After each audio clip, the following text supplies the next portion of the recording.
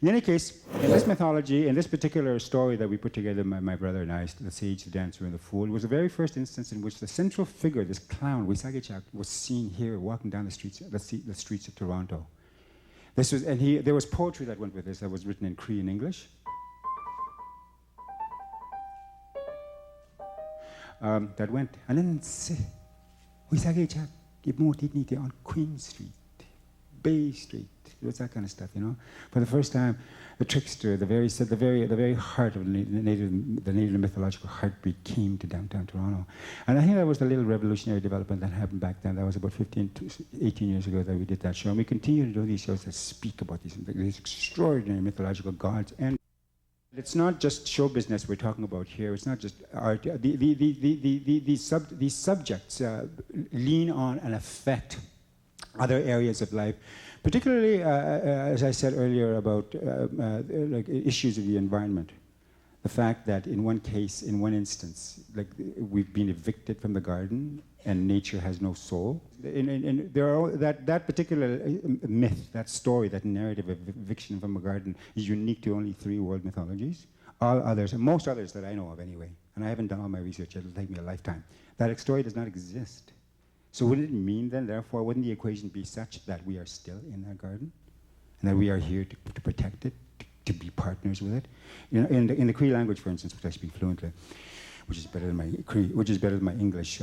Nature, trees have souls, rocks have souls, air has a soul.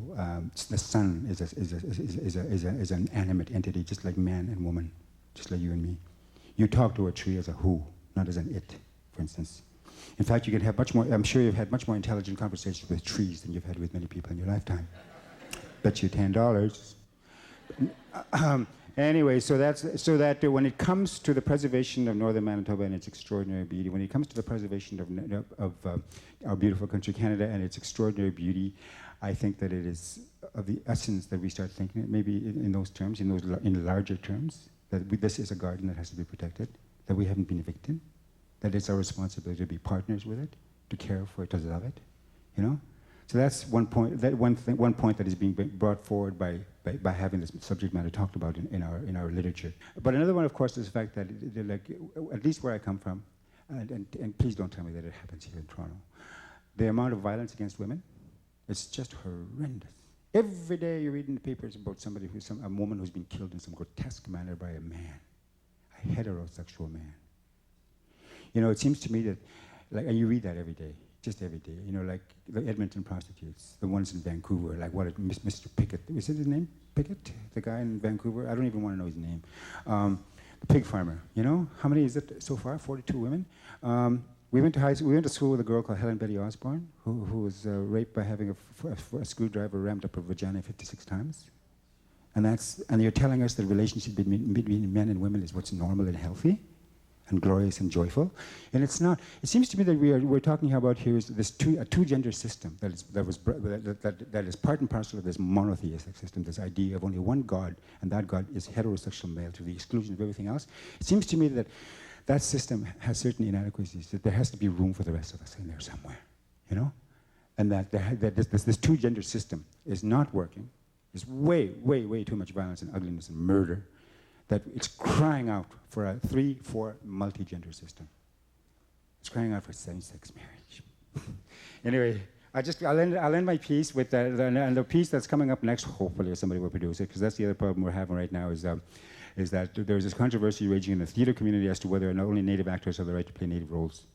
And I'm getting stuck there myself personally, because you know, that may be fine for sweet young things, like 18, 20-year-olds, but not for me. I'm too old for that. And I'm going to be dead soon, you know. So anyway, I just want to pace this. I don't have my band with me. They wouldn't give me an orchestra. They wouldn't give me dancers. They wouldn't give me nothing. I just here by myself. I'm going to play very quickly because I only have 2 minutes left. The Samba from Rose, the third installment of my septology. The Red Sisters being the first, Dry Lips Out of Move to Capuscation being the third, second, Rose being the third. It's a musical. All 7 plays exploring the gender of God. Is he a man or is she a girl? And here's the song called Rio in High January from Rose, without the singers, without the maracas, without all that stuff. Just me at the piano, okay?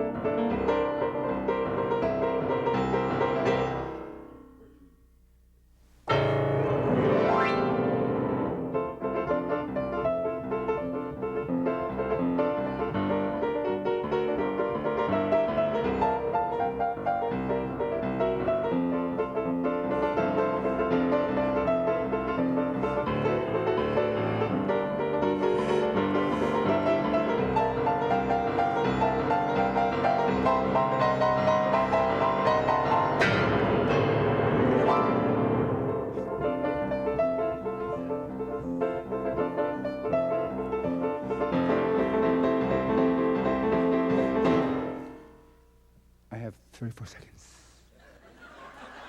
32, 31, 30!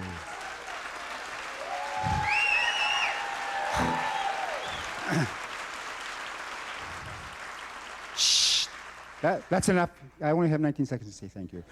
17. Anyway, thank you so much for being here. Thank you for listening to us. And please, continue to listen to us. Keep your hearts open and your ears and your hearts and your minds.